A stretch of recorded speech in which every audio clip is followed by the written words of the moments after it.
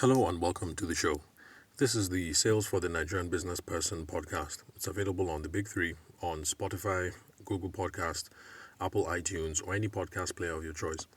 So, once you're done listening to the show, subscribe for free. And also, once you're done listening, especially if you think you have gotten value from this, please give me a 5-star review. I just checked Spotify earlier in the day and I saw that I've gotten 7 5-star reviews. And thank you very much. I really appreciate it. I think I have a few more on Apple iTunes, and I haven't been able to confirm from other podcast players. But for those of you who think that I'm doing a stellar job over here and keep rewarding me with 5-star reviews, I say thank you very much. And if you haven't, please leave me a review.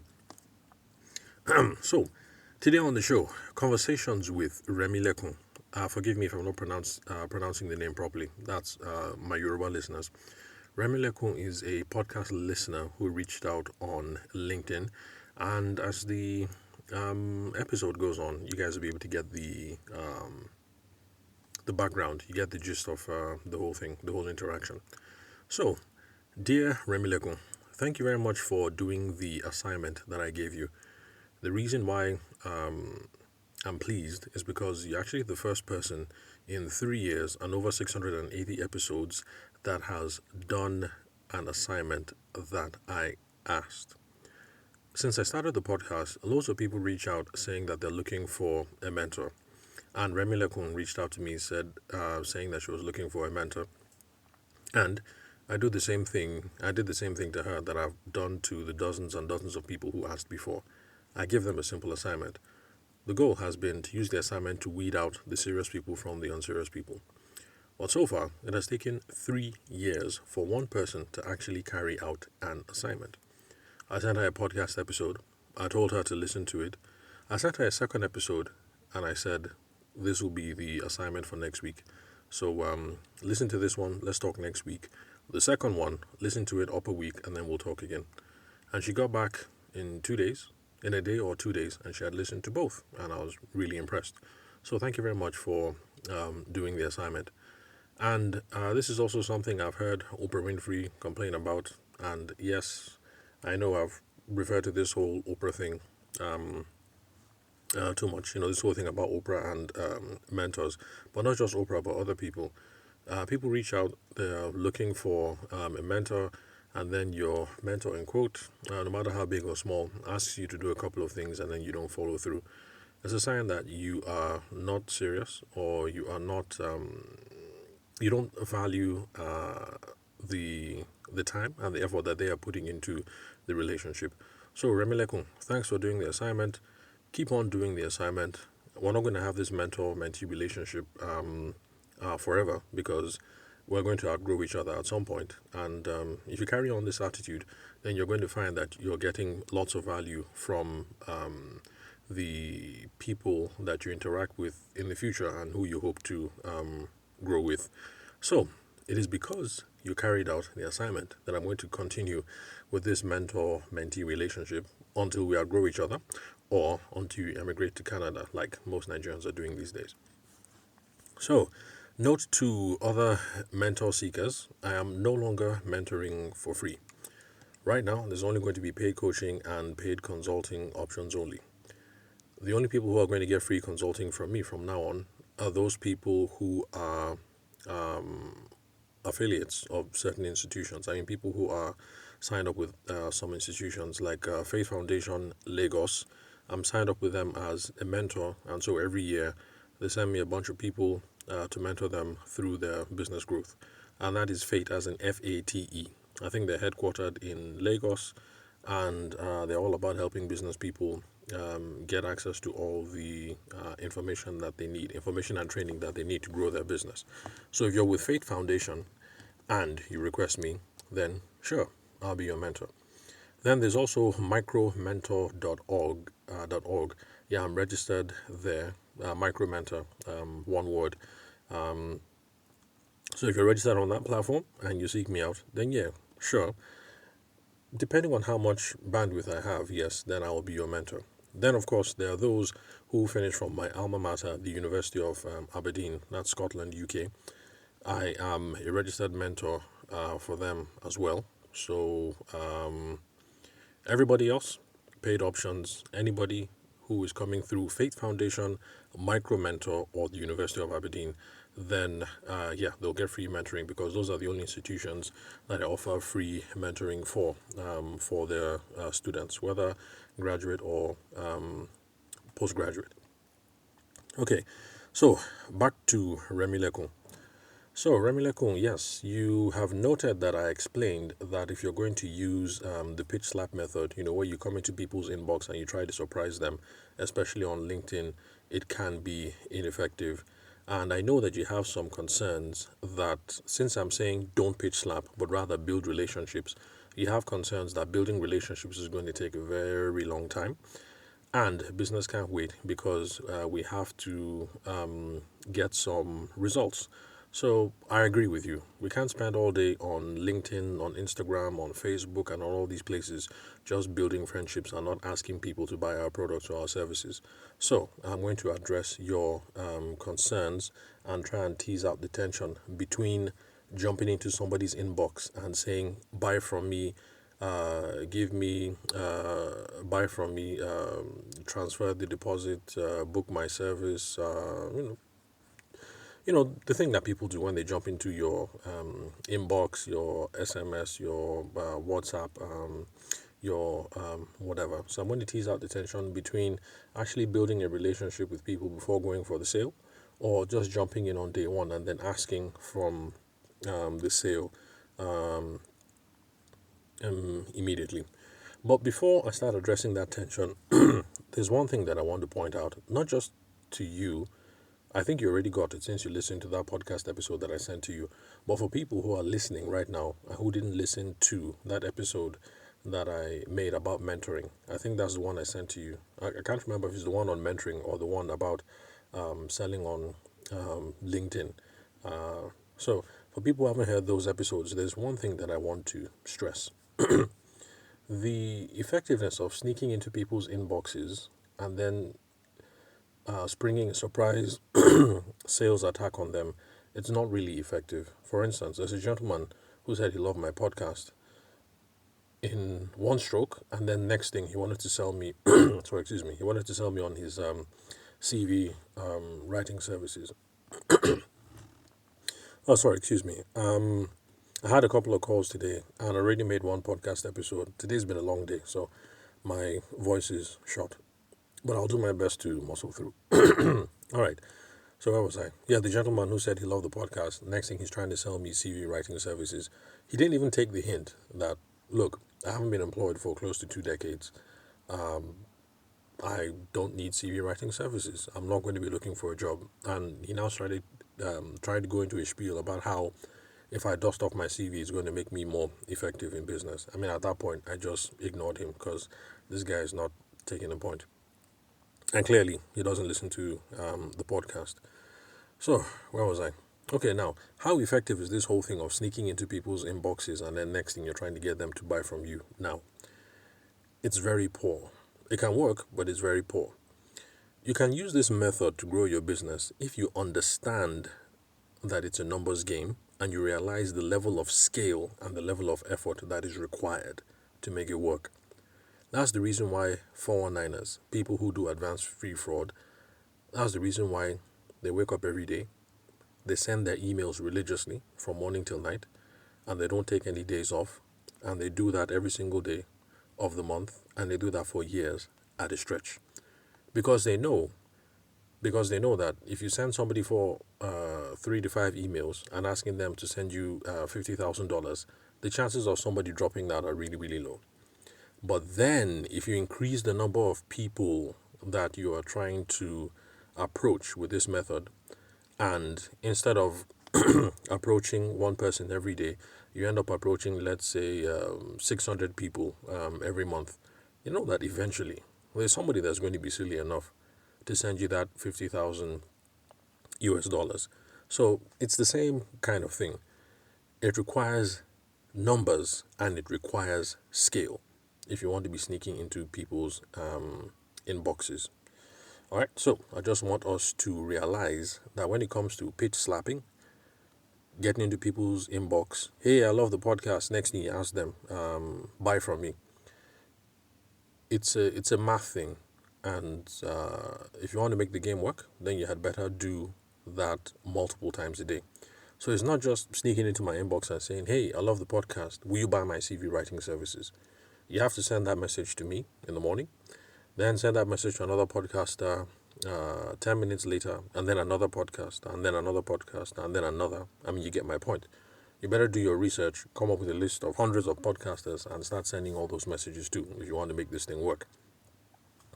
So that is the only way that this thing is going to work, where you get into somebody's inbox in LinkedIn, Facebook, whatever, and then you say, "Oh, hello, I like your hairstyle," and then next thing, "Oh, buy now, subscribe, follow me, attend the Google Hangout, here's the Zoom link, do this, do this, do that." That's the only way that it's going to work. It has to be a numbers thing. That's why our brothers who do 419, that's the reason why they don't complain. They wake up Monday, send 500 emails. Tuesday, send 600 emails. Wednesday, send 300. You get the gist. And they do that the whole year. Even if it takes them the whole year to get one person who eventually sends them that $50,000. And then if the exchange rate is good, they're overnight millionaires. So they know, and they put in the work. If you want to grow your business that way, realize that and put in the work as well. Now, the reason why it has to be a numbers game is because when you're sneaking into people's inboxes and then launching a sale attack, it's not going to be relevant. It's just the nature of the game. If you're sending out messages to 300 people at a stretch, then that message obviously is not going to speak to the concerns and to the motives and to the aspirations of each of those people that you send it to. It's just the nature of the game. You have to send something that is bland or have the most widest appeal. So because it's not going to be relevant or targeted, like the fellow who wants me to buy his CV services, then of course I'm not going to go for it. So if you wake up every day and that's your approach, then just know that most of the people are going to ignore you. Then another reason why most people are going to be turned off by this, sneaking into their inbox and then a surprise sales attack. You sneak in, pay them a compliment, then, "Oh, by the way, I'm selling this, that, come and buy. It's the greatest, it is the best, I give you 50% off." Another reason why people are going to be turned off is because of this idea of sales resistance. There's something that I have spoken about in much older episodes, I think in the first year, especially when I was talking about ideas from Tom Hopkins. He's the one where I got this. He's one that has done some work on sales resistance. Now, sales resistance is the natural apathy or the revulsion or the fear or the whatever, that negative feeling that people have towards being sold. So when young men run up to me in traffic and say, "Oh, Oga, buy this, change that," I say, "No, thank you, no, thank you," and I wind up the window. That is sales resistance. You're at the mall, you're chilling with your wife and the kids, you guys want to buy some popcorn or whatever, and then somebody walks up to you, says, "Oh, Oga, we have holiday destination, Dubai, emigrate to Canada, blah, blah, blah, blah, blah." The thing is, you might actually be trying to emigrate to Canada. Maybe you've even applied 4 times before now to get to Canada. But the thing is, you just don't want to be sold. So even though the guy says, blah, blah, blah, blah, Canada, you just take the flight, say, "Thank you, thank you, thank you, thank you," and you wave the person off. That is sales resistance. So when you sneak into people's inbox and you pay them a compliment, and then next thing, 50% off, this is the coupon, can I get 15 minutes of your time, sign up to my Calendly link, blah, blah, blah, and all these things. Sales resistance is going to kick in immediately. It's just a normal thing. So sometimes I try to make a point with people who try and play these games with me, and I try and flip it around on them, do some judo. So somebody says, "Hey, 50% off, blah, blah, blah, blah, blah." I play a game with them. I now try and get them sold on my sales training. I flip it around. And the funny thing is, somebody does that. "Hey, I love the podcast. Buy now, buy now, buy now." And then I try and flip it around. Like, "Oh, how would you like to make your sales outreach more effective?" The funny thing is, since I started playing games with these people, not one person has responded to my message. I do this not because I think I'm going to get a sale out of it, but I'm trying to teach them a lesson that, look, this move you're trying to do, it's not going to work, because I tried to flip it around basically, and none of them has replied. I'm hoping that they get the point of, if this trick did not work on you, why do you think it's going to work on the next person? But anyway, I don't think they're sophisticated enough to get it. So basically, anyway, they ignore and then they go on to look for the next person that they can spam. And believe me, this happens dozens of times every week. I might stop playing games with them because it's fun to play games with these people, but I should spend my time doing better things like recording podcasts and actually looking for paying clients. Anyway, where was I? Okay, yeah. So these are the reasons why this thing is not going to work. Your messaging when you sneak in is not relevant. And then you set off sales resistance immediately. I mean, like you're asking me for my Calendly link and everything. Like, I don't know you. Why am I going to click on your calendar and schedule an appointment? Like, I don't know. I don't know you from Adam. And that's the way people are looking for me when you sneak in and then next thing pitch slap. Or, so these are the reasons why it's going to be ineffective. So, for those of you, now by the way, Remilekun agrees that yes, it's ineffective, but she's trying to tease out the tension that if it's ineffective, should I just spend all my time making friends on these platforms? We're going to address that in another episode. But let me now speak to those of you who are not convinced. Those of you who have been trained by other people that look, this is a legit way to do business. Slide into the person's DM and say, "Oh, sister, I like your hair." And then she says, "Oh, thank you very much." And then next thing you say, "Oh, we have nanny services at 50% off, blah, blah, blah, blah, blah." If you're not convinced and you think that that's the best way to sell your nanny services, slip into the person's DM and say, "Oh, sister, you have wonderful shoes. Madam, your children look pretty." The next thing, "Oh, we have nanny services, 50% off children's coaching for the holiday, and blah, blah, blah." If you insist that you must want to sell that way, then here's some advice that I have for you guys. Because selling this way is ineffective, if you want to be successful selling like this on LinkedIn or Instagram or WhatsApp or whatever, you need to accept some simple truths. Number one, it is a numbers game. If you must do this, then wake up every day and decide who you're going to spam. Come up with a list and start spamming these people. Spam religiously. Do it every day. Take no days off because it's highly ineffective. So if you want to make that kill, that huge kill, this is just how you have to do it. Yahoo boys know this, and that's the reason why Yahoo boys don't complain. 24/7, they're doing their thing. 365 days, they're doing their thing. Christmas, they're doing their work. Easter, they're doing their work. Now, I'm not saying that we should engage in criminal activity. I'm just saying they know the game, they recognize it, and they put in their dues. So pay your dues. Wake up every day, decide you're going to spam 100 people, and spam them religiously. And number two, the level of attrition is going to be high. Some people say that if you do email blast, to strangers, and you get a response rate of 2%, they say you've done a good job. Now, a response rate of 2% means that 98% of the people ignored you. So be okay with that. Be okay if you wake up today and say, "Father Lord, bless my hustle. I'm going to spam 100 people today." And you spam 100 and 2 people respond and they say, "Get out." Don't be angry. Well, it's still some sort of a response. Just wake up the next day and repeat the process. You say, "Father Lord, help my hustle pay. I want to spam 100 people today," and then start your spamming. Whether God answers your prayer or not, that's between you and God. So, attrition is going to be high. Just accept it. Now, the third thing that you have to accept is this. You're going to be hurting your domain expertise. Now, this is domain expertise. Domain expertise is the signs that we give to the algorithms, to the email carriers, all this background software stuff. I'm not really a computer geek, so I don't know how to explain it. But it's a sign that we give to the algorithms, whether we're a useful resource or not. If you are spamming 100 people, 98 people ignored, okay, let's say you're spamming 100 people, 10 people ignored you, 88 people hit move to spam, and then 2 people responded, and their responses was, "Get out, God punish you." Now, the thing is, Google can see this, LinkedIn can see this, who else? Twitter, they can see this. And the algorithm is going to get the point that perhaps these people are not useful resources because these people are sending out a ton load of messages every day. Most people ignore, some people block, some people spam, some people report, some people move to junk. And then for the other people that respond, the response is nothing favorable. So this is what's going to happen. There are some sites where the policy is to now ban. Like I think for Twitter now, that's the whole thing.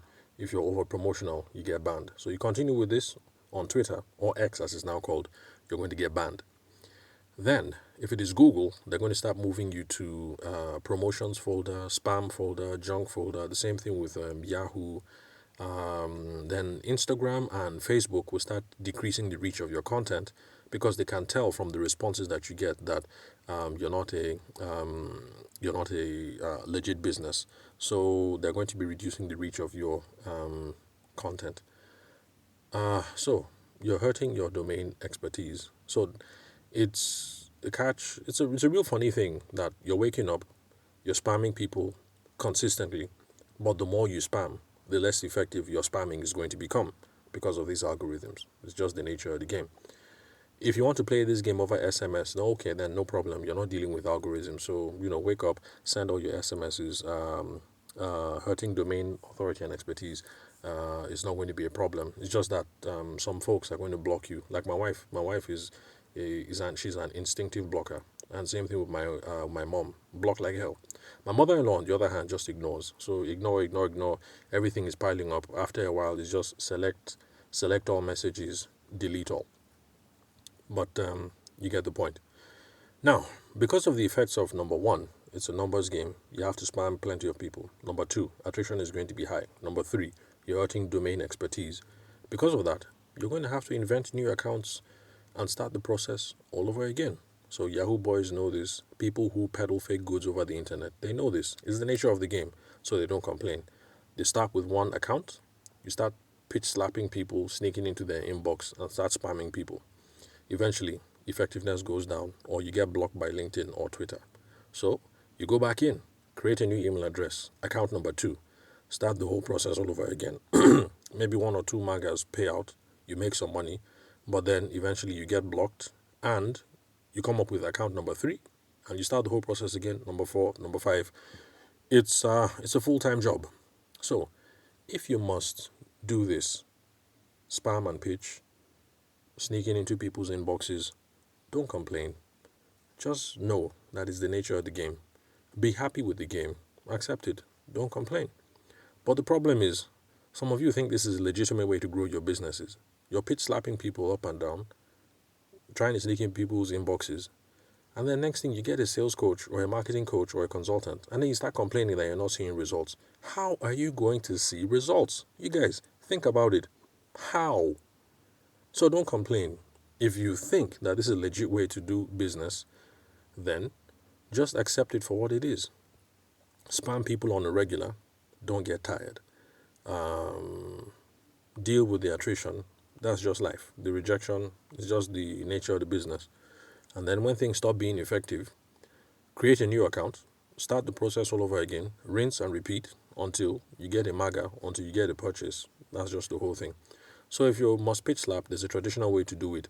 People who do 419, advanced fee fraud, other kinds of criminal and spamming activities, they don't complain. They know it's about volume of contacts. So they do their work daily, weekly, yearly.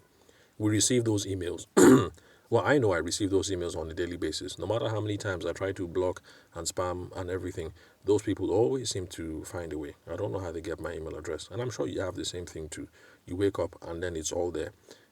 Bet Niger, buy this, do this odds, job boards, what else? Forex, crypto, those people. I don't know how they get our contact details, but they don't complain. They just do it. It's the nature of the game. So if you must do that, just accept it is the nature of the game. But like I said, Remilekun, you have a very valid point. If we don't get to the point of the sale quickly, we're going to be spending too much time building relationships and making friends. Now, building relationships and making friends, that doesn't pay off. I agree with you. So, how do we deal with this tension? We're going to address those concerns in later episodes. So that's all for today, folks. If you love what you've been hearing on the podcast and you're getting value and you have an inkling that you need a little more just to get returns in your business, then hit me up on 080 6466 2140. You can call, SMS, WhatsApp, Telegram. It's all good. We provide business support, number of services, including sales training and coaching for you and your staff to give you guys techniques, strategies, and mindset shifts that can help drive revenue for your business growth. So remember to connect with me Sorry, forgive me. Connect with me on LinkedIn or any social media of your choice. My name is Tavishima Ayede. The spelling of my name, the email address, the photo is going to be on this website where you're listening to this podcast episode, or the profile of the podcast app where you're currently listening to my voice. So it's not really hard. Remilekun could figure it out, so you can figure it out too. And don't forget, if you have dedicated savings goals, those of you who are saving for children's education, your retirement, parents' retirement, hit me up. There's a company I'm affiliated with that has been in Nigeria for over 53 years, over 504 billion naira in assets. They're secure, they're not going away anytime soon, and that's their job. They help you aggregate your savings, and it's all legit. I'll Proposals will be issued. You can follow up with EFCC or police or the Corporate Affairs Commission or whoever. It's all legit. So, thank you very much for listening, guys. I will catch you at the next episode.